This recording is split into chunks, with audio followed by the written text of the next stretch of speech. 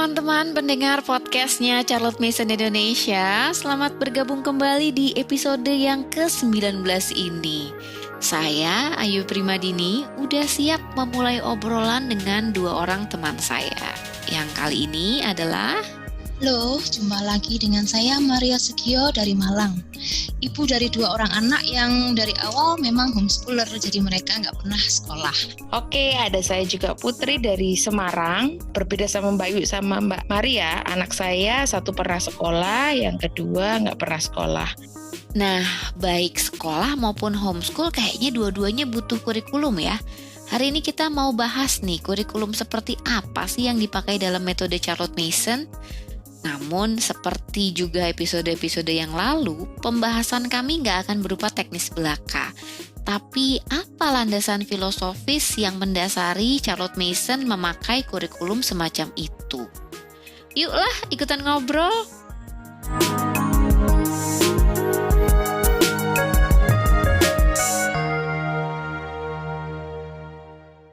Put, tadi kan katanya anakmu pernah sekolah ya dulunya ya. Ceritain dong pertimbangan apa sih yang dipakai kalau milih-milih sekolah gitu? Iya, jadi anakku yang pertama pernah ngerasain bangku sekolahan. Bangku sekolahan dirasain gitu ya. Pernah ngerasain jadi anak sekolah gitu. Jadi sebelum kenal HS, kita masih punya paradigma kalau ya belajar itu ya sama dengan sekolah. Kalau mau belajar kemana ya pasti ke sekolah gitu. Itu masa-masa kegelapan banget lah. Karena belum paham gitu loh Mbak, tujuan pendidikan kita itu apa. Jadi ya cuma serba ikut-ikutan, yang kayaknya bagus mana, nah itu yang diikutin gitu. Singkat cerita, kami ketemu sebuah sekolah Islam karena kenapa pilih sekolah Islam ya, karena kan kalau sekolah Islam tuh biasanya anak-anak kecil sudah pada pinter-pinter tuh baca surat-surat pendek gitu. Kan kepengen juga anakku hafal surat-surat, apalagi hafal Al-Quran gitu kan. Pasti kan kepengen semua orang kayak gitu ya. Nah kebetulan gurunya juga ramah gitu sama anak, bukan yang killer gitu. Terus ditambah lagi mereka juga nggak ada PR, tidak banyak tugas. Jadi ya udah deh, kayaknya sekolah itu menarik deh gitu. Tapi selain ngelihat gurunya gitu, terus biaya pas di kantong gitu kan, kamu ngeliatin kurikulumnya nggak sih Put waktu milih sekolah dulu itu? Iya sih Mbak, waktu TK itu aku sekolahin di sebuah sekolah tadi yang kurikulumnya itu kayak sentra gitu. Jadi ada macam-macam sentra di situ. Ada sentra yang tentang minat bakat, tentang kalistung, terus tentang bahan alam cair, sentra Quran, macam-macam sih Mbak. Terus belajarnya juga nggak selalu di dalam kelas. Jadi misalkan hari ini anak-anak kepengen kemana gitu, yuk kita keluar kelas gitu. Jadi terlihat menarik, nggak bosenin gitu ya. Pasti kan bisa main-main kan, sambil main-main.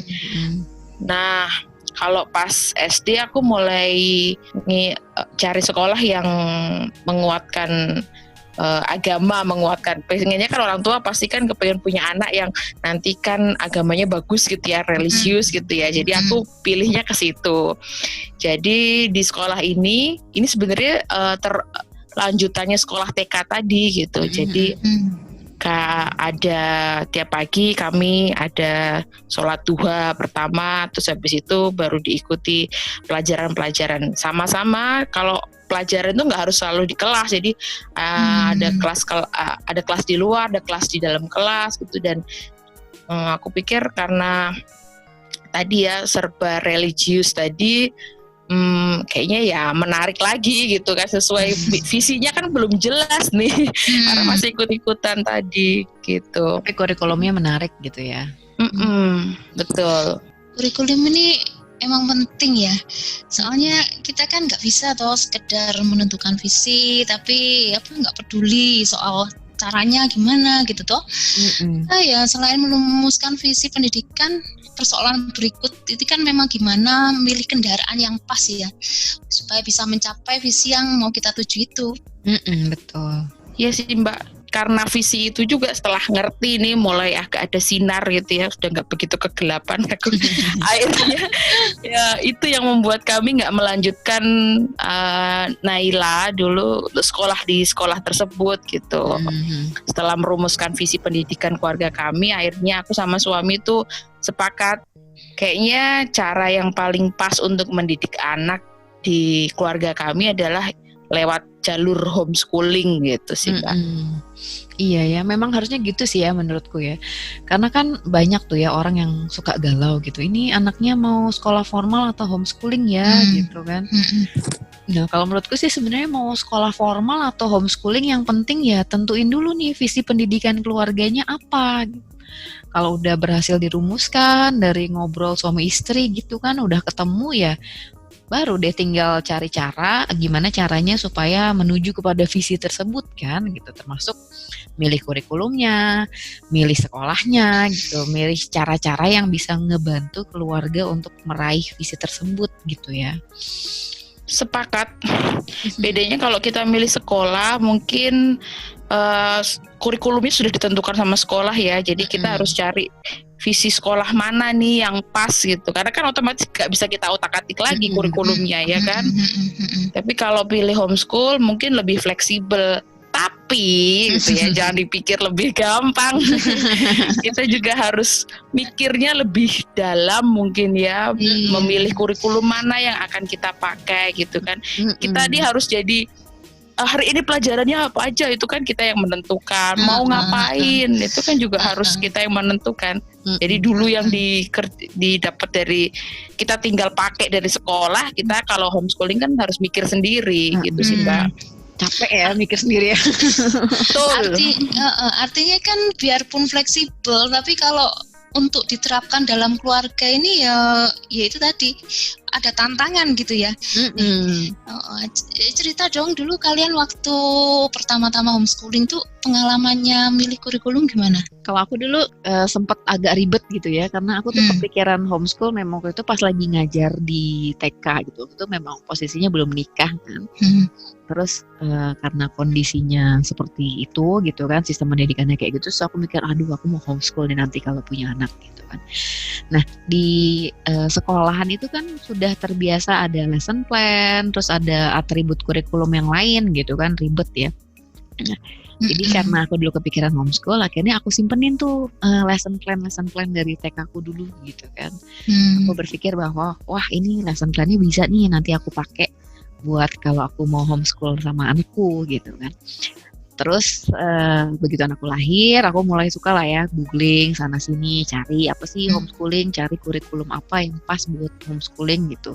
Terus aku modifikasi dengan kurikulum yang aku dapat dari waktu TK gitu. Nah kan kalau kita mau Google itu kurikulum buat homeschooling sebenarnya banyak banget ya di internet ya, dari yang beneran gratis total gitu, ada yang setengah-setengah doang materinya, ada yang full komplit sampai yang bayarnya mahal banget tuh kan, semuanya ada gitu kan. Iya. Tapi kok aku ngerasa waktu itu ya semakin tenggelam dengan tetek bengek kurikulum itu, kayaknya aku malah semakin pusing gitu, karena semakin bingung pilihannya tuh wah banyak banget gitu ya. Iya benar Mbak, aku dulu juga pertama jadi homeschooling juga bingung dipakai kurikulum yang mana, ternyata kok tidak semudah yang tak pikirkan gitu ya. Jadi kurikulum yang makin banyak gitu kan, tawaran-tawaran yang makin menarik gitu dan malah makin membingungkan gitu. Kalau kita homeschool kan ngajar 1-2 anak aja udah pusing gitu ya. Nah kalau sekolahan gimana Pak, sebegitu satu kelas, walaupun dulu contohnya Naila dulu pernah sekolah kelasnya mungkin sekitar 20 anak, tetap pasti bingung kan. Sekolah itu juga sama, antara sekolah sama pemerintah juga mesti pusing tuh mikirin kurikulum yang pas buat banyak anak gitu ya. Tapi kalau pemerintah mikirannya satu negara gitu kan ya.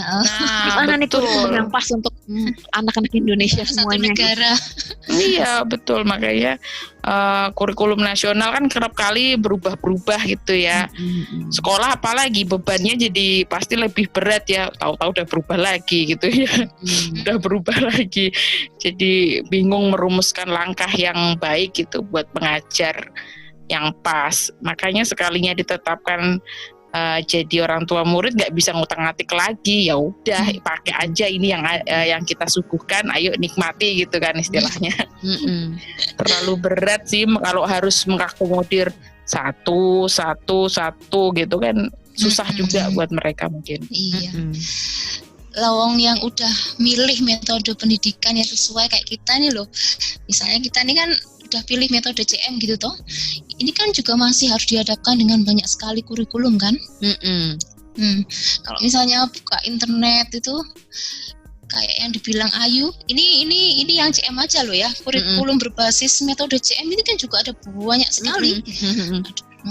Pilihannya banyak, ada Ampersand Online, Simply Challenge Mason, Modern Miss Mason, Living Books Kurikulum, banyak lah pokoknya. Jadi ini masih belum kalau misalnya kita bermaksud menyusun kurikulum kita sendiri loh ya. Ya kan artinya kan enggak semua praktisi homeschooling lalu cocok kan dengan kurikulum yang sudah tersedia itu gitu kan. Otomatis kan masih harus taati lagi gitu lah. Nah terus kalau yang kayak gitu kan mungkin bisa jadi tambah bingung juga ya Mbak ya. Terus gimana dong, ada panduannya nggak Mbak gitu, cara memilih kurikulum yang pas gitu? Sebenarnya balik ke visinya lagi ya, kayak tadi obrolan kita itu, masalah utamanya adalah gimana kita itu membongkar asumsi dasar kita tentang pendidikan itu sendiri. Buat apa sih kita itu sebenarnya repot-repot milih sekolah, milih kurikulum, tujuannya apa gitu kan? Pas sekedar agar anak bisa menonjol kelak di masyarakat, sekedar supaya anak itu bisa meraih tujuan profesi tertentu, atau supaya anak itu nanti setelah belajar sesuatu itu punya keterampilan yang bisa dipakai jadi siap kerja gitu. Nah ini yang perlu dirumuskan dulu. Landasan kurikulum tuh harus berbasis pada hal-hal yang ingin kita capai itu. Ya.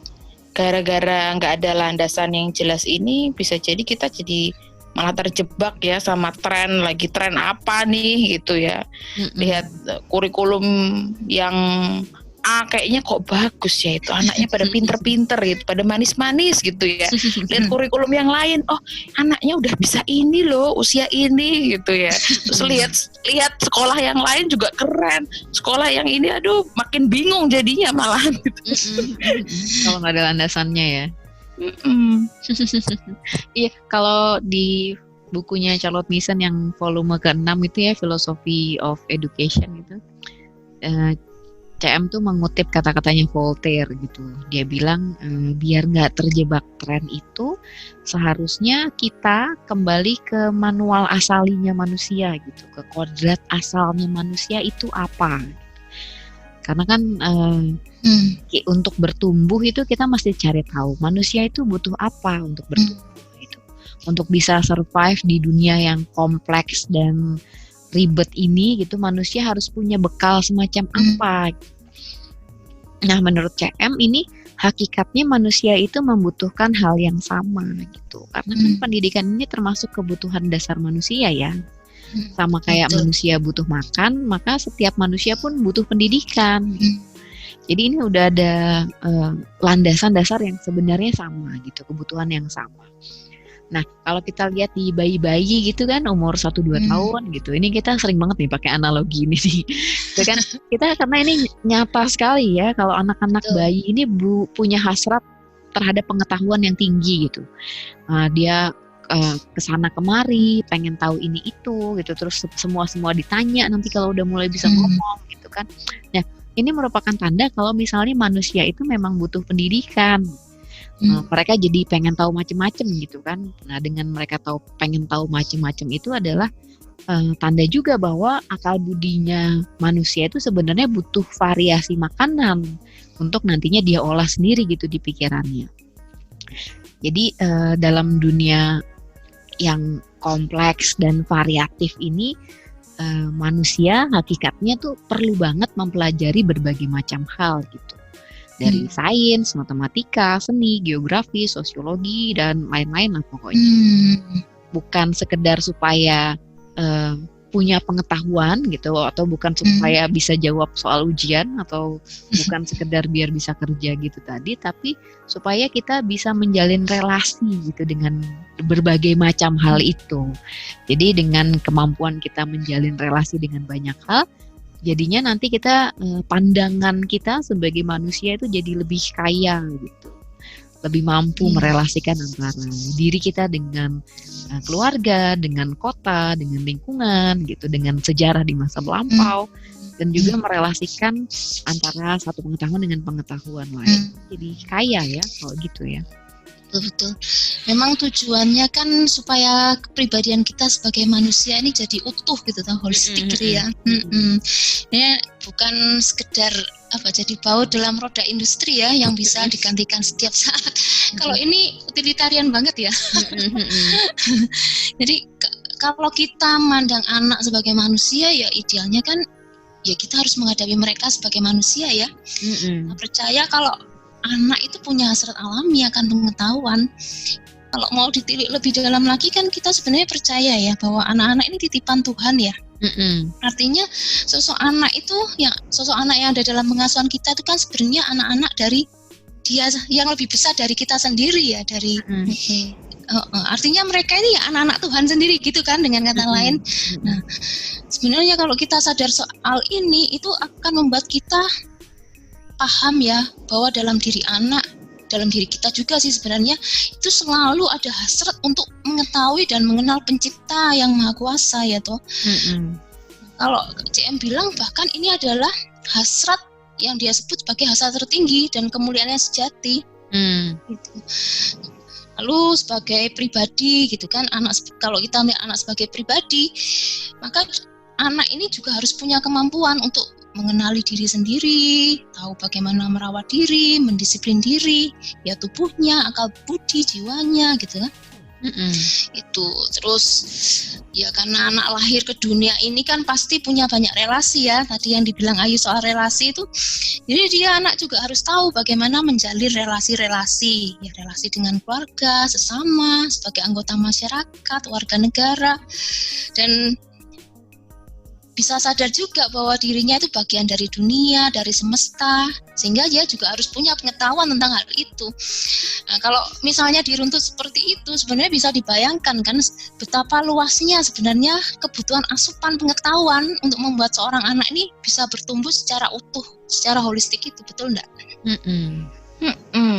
Sama kayak tubuh kita gitu ya Mbak, kan tubuh kita kan butuh variasi makanan ya, supaya memenuhi gizinya, bisa terpenuhi gizi dalam tubuh kita gitu kan. Misalkan kayak aku misalkan suka makan wortel gitu ya, ya apa tiap hari masak wortel terus gitu ya.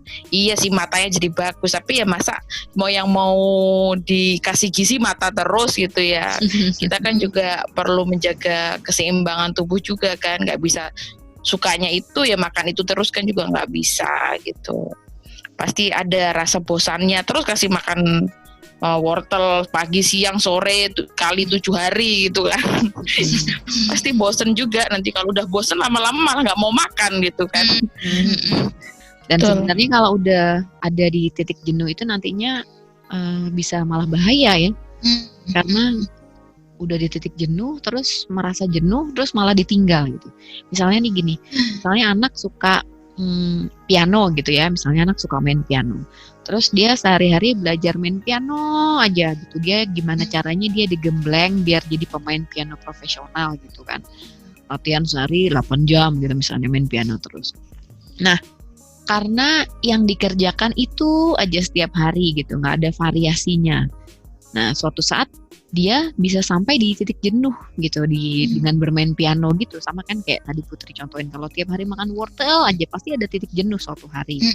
Nah, kalau kita main piano aja tiap hari ya, meskipun kita suka gitu kan, pasti ada titik jenuhnya. Itu udah bosan ya. Apa ya, kodrat manusia begitu gitu. Kodrat manusia dimanapun dari zaman dulu sampai sekarang kayaknya sama terus itu.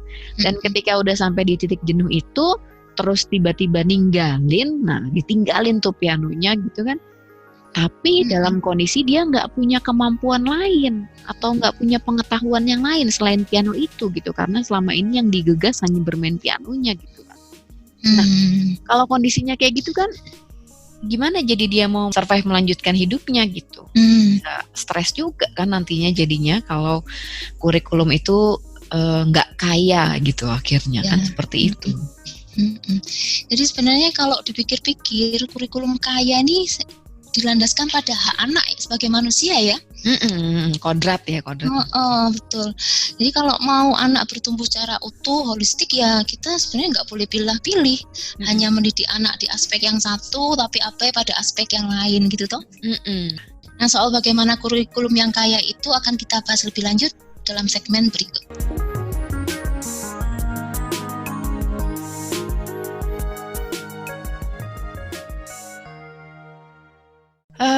Kalau ngomongin soal kaya gitu kan, kurikulum yang kaya gitu, definisi kaya itu kan kayaknya apa ya, segalanya ada gitu, mewah gitu kan. Nah, kurikulum yang kaya ini seperti apa bentuknya nih, kayaknya perlu dijelasin nih. Nah, benar tuh Yu, definisinya itu segalanya ada, mewah gitu ya, kayak pesta kesannya ya. Tapi memang CM bilang dalam menyajikan kurikulum untuk anak, ya kita ini seperti menggelarkan perjamuan mewah, tapi yang digelar itu perjamuan ide gitu. Jadi, segala ide besar dari pemikir-pemikir terbaik yang pernah ada ya memang harus dihamparkan dalam kurikulum ini. Nah, CM ini membagi dalam 3 bagian: pengetahuan tentang Tuhan, manusia, dan alam. Dalam hati yang terdalam setiap orang tuh pasti kan selalu punya kerinduan untuk mengenal Tuhan. Maka pengetahuan tentang Tuhan ini sesuatu yang sangat penting. Kalau CM sendiri bilang, pengetahuan tentang Tuhan ini ada di peringkat yang pertama sebagai yang terpenting. Tidak boleh tidak diajarkan, dan yang paling bisa memberikan kebahagiaan sejati. Kan hanya soal itu saja ya, anak juga perlu mendapat pengetahuan yang lain. Maka pengetahuan yang penting yang lainnya adalah pengetahuan tentang manusia. Nah, jadi kalau belajar soal ini, anak belajar banyak hal, misalnya tentang belajar dari hikmat masa lalu, melalui sejarah, lalu karena manusia itu makhluk yang berinteraksi dengan kata-kata, ya anak juga akhirnya belajar tentang bahasa. Anak perlu belajar karya-karya besar di bidang sastra, seni, budaya, puisi, belajar tentang kewarganegaraan, politik, ekonomi, dunia, dalam negeri, kehidupan para negarawan, itu juga penting dipelajari anak. Dan yang nggak kalah penting sebenarnya anak juga perlu belajar untuk mengenal dirinya sendiri. Ini dipelajari juga kalau di kurikulum CM itu. Juga karena ini anak kita tuh sadar ya, sebagai manusia kita ini bagian dari alam semesta, bagian dari bumi. Maka anak juga perlu punya pengetahuan tentang alam, hukum-hukumnya. Karena itu anak akhirnya ya belajar sains, geografi, matematika, logika gitu kan. Bahkan olahraga fisik dan hastakarya juga dapat tempat loh di sini. Penting juga ya. Penting juga. Seru sih emang belajar dari kurikulum yang kaya gitu ya. Jadi kan banyak ide yang terhampar gitu ya. Tapi dengan begitu Mbak, aku pernah dapat pertanyaan sih. Kamu itu kan udah homeschool, terus kok kurikulumnya kayak kurikulum di sekolah banyak gitu ya? Apa nggak membebani anak lagi, sama-sama kayak sekolah kan? Mata pelajarannya juga banyak kayak di sekolah gitu. Iya, sama sih Put, aku juga pernah ada yang nanya gitu. Terus apa bedanya tuh kurikulum CM sama kurikulum di sekolahan ya? Pelajarannya sama banyaknya gitu ya. Kalau sebenarnya kalau perbedaan dasarnya jelas di tujuan kurikulum itu sendiri ya, sama seperti tadi kita bahas di segmen 1 gitu. Kalau di sekolahan kan, sekolahan yang biasa ya kan menjamu berbagai mata pelajaran itu tujuannya supaya dapat nilai bagus kan, teaching to the test gitu. Jadi akhirnya materi yang disajikan adalah materi-materi yang mudah untuk diujikan gitu.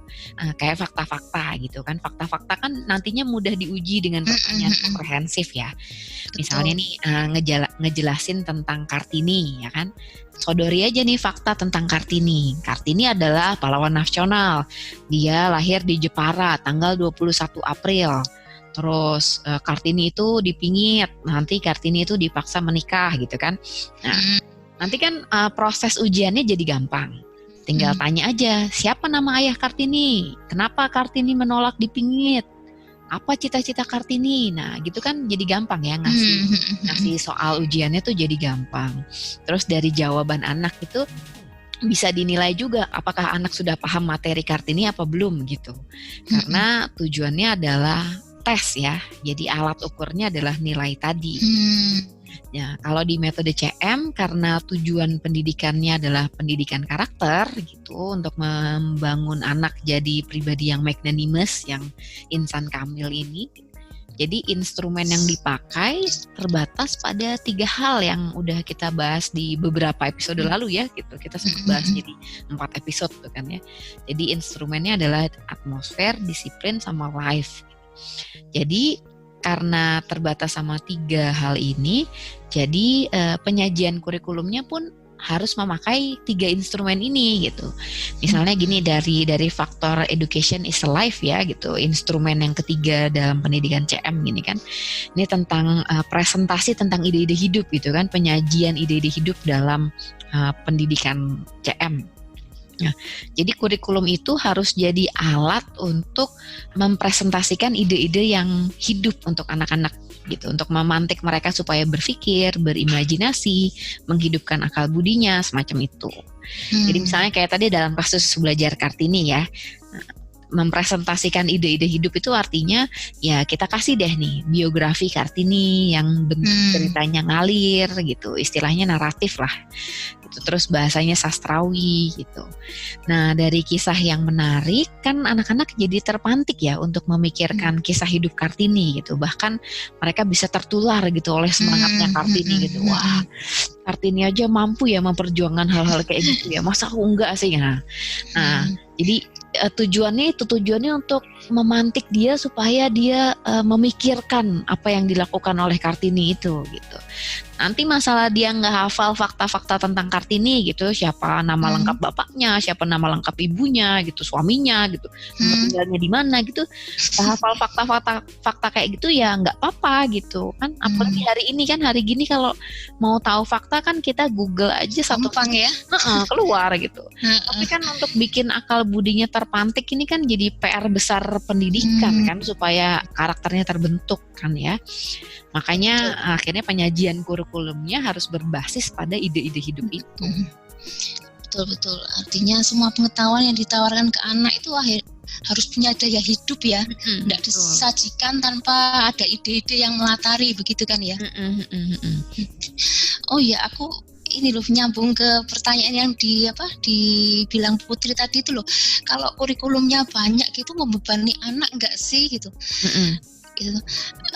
Aku tuh inget sih CM tuh pernah bilang ya justru enggak gitu, karena dia bilang gini, kalau mata pelajarannya variasi itu kan sebenarnya memberi penyegaran ya untuk anak. Jadi anak itu enggak bosan cuma ngulik 1-2 hal saja sehari-harian gitu kan. Nah sebenarnya yang membuat pelajaran itu melelahkan, membosankan tuh bukan di beragamnya subjek itu, tapi justru pada durasinya yang panjang itu loh, yang membuat lelah itu loh. Maka kalau di CM itu sekalipun subjeknya beragam, semuanya itu diberikan dalam durasi singkat. Jadi anak itu nggak sempat ngelamun, selalu fokus gitu kan. Dan ini berguna untuk melatih kebiasaan mereka untuk fokus gitu loh. Nah balik lagi, hal penting yang nggak boleh dilupakan adalah bahwa metode pendidikan CM ini kan berfokus pada peluruan karakter anak secara holistik ya. Karena itu dalam perspektif CM semua momen termasuk sesi akademis itu dipelajari dalam rangka melatihkan kebiasaan baik. Pendidikan adalah disiplin gitu kan. Ya maka belajar akademis ini menjadi sarana untuk pelatihan kebiasaan gitu loh. Belajar, dan ini belajar subjek apapun. Misalnya nih narasi gitu kan. Kalau anak mau narasi kan dia harus punya kebiasaan memperhatikan ya. Karena kan bacaannya hanya dibacakan sekali gitu, terus langsung dinarasikan. Kalau dia ngelamun kan ya nggak mungkin toh anak itu bisa menarasikan dengan baik gitu toh. Jadi sebenarnya dari aktivitas sesederhana narasi pun anak itu sudah belajar untuk mengembangkan kebiasaan memperhatikan. itu kebiasaan memperhatikan ini penting. Kalau sudah terbiasa fokus, beragam pelajaran yang tadi banyak itu bisa diselesaikan dalam waktu singkat gitu kan. Nah itu baru satu soal kebiasaan memperhatikan. Yang lain-lainnya misalnya anak pas belajar belajar menulis misalnya ya, atau mengerjakan hastakarya, handicraft gitu kan, itu anak sebenarnya pelan-pelan belajar mengembangkan kebiasaan mengerjakan sesuatu dengan sempurna gitu. Ketika anak belajar matematika, logika, anak mengembangkan kebiasaan berpikir runtut, cermat, kritis, dan ya banyak lagi yang lainnya sih yang dikembangkan soal kebiasaan baik ini ketika mempelajari pelajaran akademis.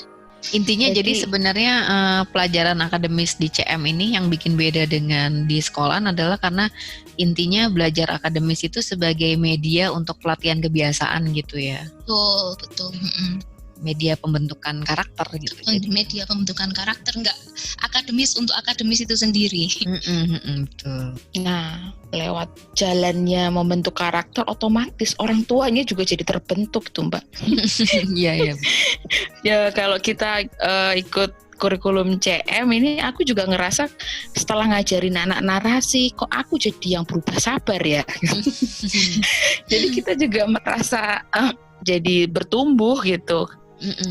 Karena ya tadi kalau misalkan contoh waktu nemenin anak narasi gitu ya, anak belajar fokus, orang tua juga belajar sabar loh Mbak, untuk menerima kalau anak itu sebagai pribadi utuh gitu loh. Kalau dia itu lagi belajar narasi, oh iya pelan-pelan gitu. Banyak banget sih Mbak dari kurikulum yang kaya itu, dari kita menemani sesi akademis anak itu, kita juga melatih kebiasaan-kebiasaan baik dalam diri kita sendiri sebagai orang tua gitu. Jadi kita juga pastinya ikut bertumbuh gitu. Karena CM bilang di instrumen pendidikan yang pertama itu adalah education is an atmosphere. Jadi dalam menemani anak-anak memakai kurikulum CM ini pun orang tua juga seharusnya punya kurikulum belajar juga ya gitu ya, karena orang tua itu kan ya makhluk hidup, jadi masih butuh pembentukan karakter juga gitu. Bedanya dengan dogma sekolahan kan, kalau dogma sekolahan kan jadi kalau kita udah lulus berarti udah nggak belajar lagi karena tujuannya udah dicapai gitu ya, tuh udah dapat ijazah. Selesai belajarnya. Tapi kalau pembentukan karakter ini kan ya nggak pernah selesai ya. Kita nggak pernah bisa bilang, oh maaf ya karakterku sudah baik gitu, aku sudah benar gitu kan, nggak bisa kan kita bilang gitu ya. Jadi pembentukan karakter ya butuh harus sepanjang hayat. Jadi orang tua ya tetap perlu belajar gitu. Selain demi peluhuran karakter pribadi ya, supaya juga anak-anak bisa dapat atmosfer pembelajar dari orang tuanya itu ya. Artinya orang tua perlu juga untuk belajar kayak anak-anak di metode CM juga gitu, untuk menjadikan dirinya sebagai pribadi yang utuh gitu. Jadi misalnya anak-anak CM baca buku, orang tua pun perlu baca buku gitu, bukan hanya buku yang dibacakan kepada anaknya, tapi buku yang untuk memperkaya hidup orang tua itu sendiri gitu kan. Anak-anak CM belajar puisi, orang tua ya perlu baca-baca puisi juga gitu. Anak-anak lihat lukisan, menikmati lukisan, ya orang tua juga perlu menikmati lukisan juga gitu. Jadi kita dan anak sama-sama selaras lah ya, berjalan di jalan yang sama gitu, sama-sama bertumbuh, sama-sama menjadikan diri kita sebagai pribadi yang utuh. Atmosfernya jadi sampai ke anak ya Mbak. Kalau pengalamanku nih, misalnya pas kami lagi jalan-jalan, nature walk gitu ya, lalu pas tuh di alam gitu, anak-anak bikin jurnal, aku pun ikut bikin jurnal sama mereka gitu, asik gitu loh, bareng-bareng bersama-sama bikin jurnal di alam. Lalu kadang kalau pas lagi senggang gitu, dulu aku nggak kepikir sih untuk belajar gambar-gambar. Sekarang malah aku kepikir loh, kalau pas senggang gitu, dan ternyata asik gitu loh, aku menikmati itu. Ya membaca itu aku menikmati, jadi belajar hal baru lah bersama dengan anak-anak. Tapi sebenarnya nggak itu juga sih, karena aku nggak hanya soal belajar hal baru dan belajar bersama anak. Ketika aku menemani anak-anak, sebenarnya aku tuh merasa bahwa aku selalu terus diingatkan untuk melatih kebiasaan-kebiasaan baik dalam diriku juga gitu loh.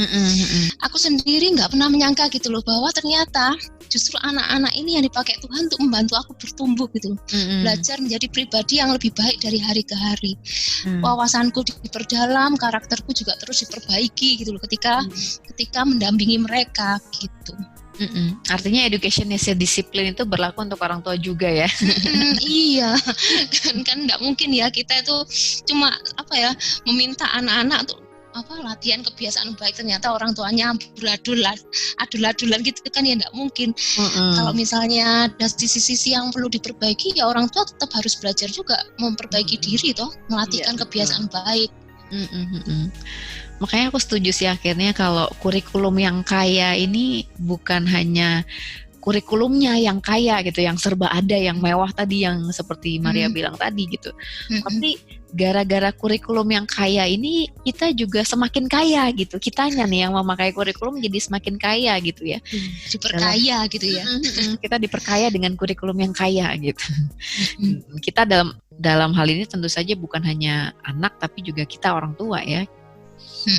Jadi kita dan anak jadi teman seperjalanan gitu, berjalan bersama menuju proses peluhuran karakter melalui kurikulum yang kaya ini. Wow, keren banget ya.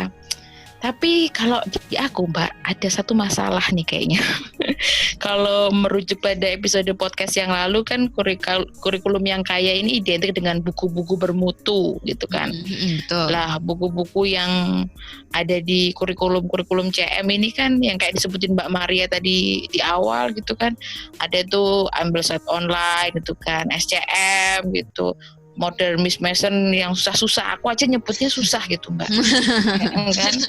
Bukunya itu bahasa Inggris semua. Terus kalau yang kayak aku bahasa Inggrisnya pas-pasan gitu, ibu-ibu di Indonesia juga kepengen pakai kurikulum yang kaya gitu. Gitu gimana ya Mbak menyajikan supaya bisa menyajikan ide yang sama bergizinya dari buku-buku yang bermutu? Memang jadi masalah ya akhirnya. Seringnya tuh yang banyak yang nanya gitu.